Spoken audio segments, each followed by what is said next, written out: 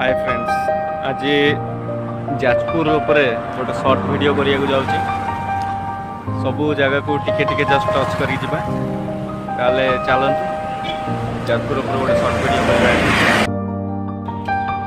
ये जाजपुर बैतरणी नदी कूल अवस्थित जममा सात भौणी काली मंदिर एवं ता पाखर रही है जगन्नाथ मंदिर, लक्ष्मी मंदिर एवं बैतरणी नदी कूल सेपटे बरानाथ रही ये सुउच्च विशिष्ट शिव मूर्ति। बहुत सुंदर भव्य दृश्य। पाखर गोटे पार्क ये बैतरणी नदी ऊपर गोटे नुआ ड्याम तैयारी कराई।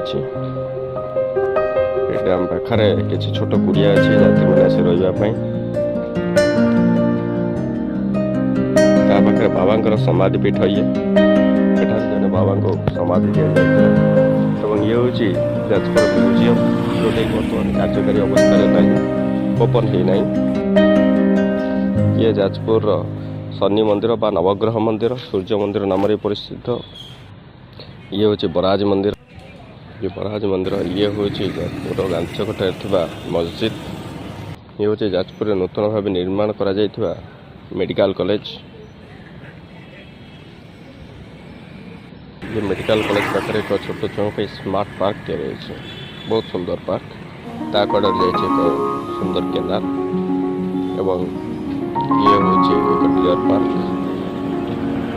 ये बिजू बाबू प्रतिमूर्ति जाजपुर को एंट्रांस कला बेले थी लिखा जाए बिरजा क्षेत्र।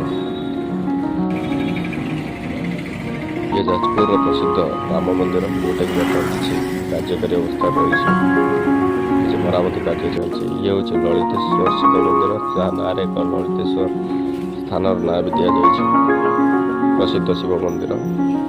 ये हूँ बुढ़ी कंटी मंदिर। बहुत बढ़िया पार्क। बहुत वर्ष पर मुझे गली 20 वर्ष पर। ये हूँ जाजपुर स्वयं शासित महाविद्यालय नरसिंह चौधरी स्वयं शासित महाविद्यालय कॉलेज। मोर कॉलेज ये बहुत किसी चेंज हो गला।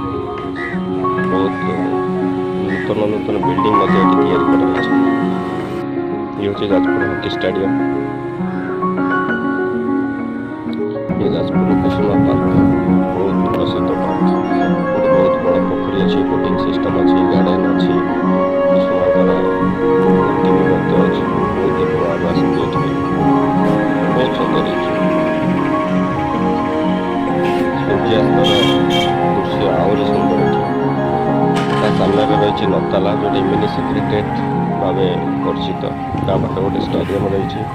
ये stadium Republic day independence day parade होता है। ता पाखे गोटे इंडोर स्टाडियम रही। ये हूँ जाजपुर 18 नालुआ उपर एक नूतन ब्रिज तैयारी करा बहुत सुंदर लगुच। ये हूँ जाजपुर शुभस्थल। ये आम हल्का जाजपुर को टच कले या पूरा वीडियो करवा सब प्रसिद्ध स्थान को टच करवा।